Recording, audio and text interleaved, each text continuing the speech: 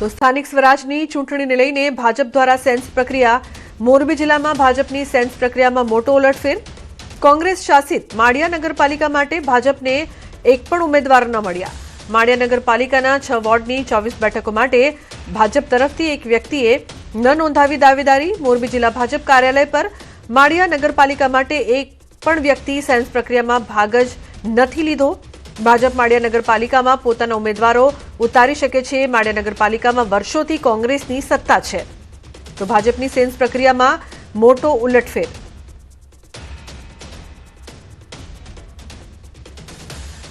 તો વિવાદ બાદ આરોપીએ ભાજપના પદનો અસ્વીકાર કર્યો છે. પેપર લીક કૌભાંડના આરોપીએ લખ્યો છે પત્ર. કોષાધ્યક્ષની નિમણૂકનો અસ્વીકાર કરતો પત્ર લખ્યો છે. સાબરકાંઠામાં પેપર કૌભાંડના આરોપીએ પત્ર લખ્યો છે. તાલુકા ભાજપ બક્ષીપંચ મોરચાના કોષાધ્યક્ષ બનાવાયા હતા. વિવાદ થતા ખુદ પોતે જ નિમણૂકનો અસ્વીકાર કર્યો છે.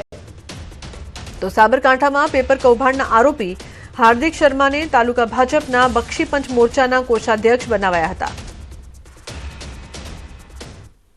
તો અન્ય સમાચારની જો વાત કરવામાં આવે તો અમરેલીથી મહત્વપૂર્ણ સમાચાર. અમરેલી જિલ્લામાં સ્થાનિક સ્વરાજ્યની ચૂંટણીના બ્યુગલ વાગી ચૂક્યા છે અને ભારતીય જનતા પાર્ટીના નિશાન હેઠળ ચૂંટણી લડવા માટે દાવેદારોનો રાફડો ફાટ્યો છે.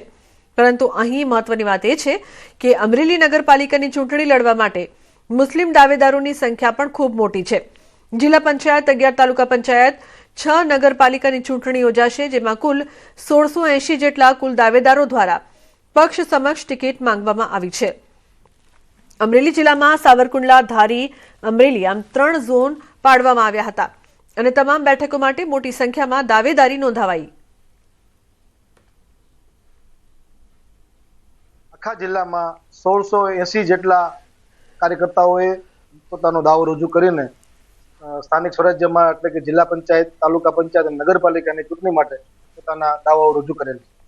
જેમાં જોઈએ તો નગરપાલિકાની 5 નગરપાલિકા પૈકીની 5 નગરપાલિકામાં 753 જેટલા દાવેદારોએ પોતાનો દાવો રજૂ કરીને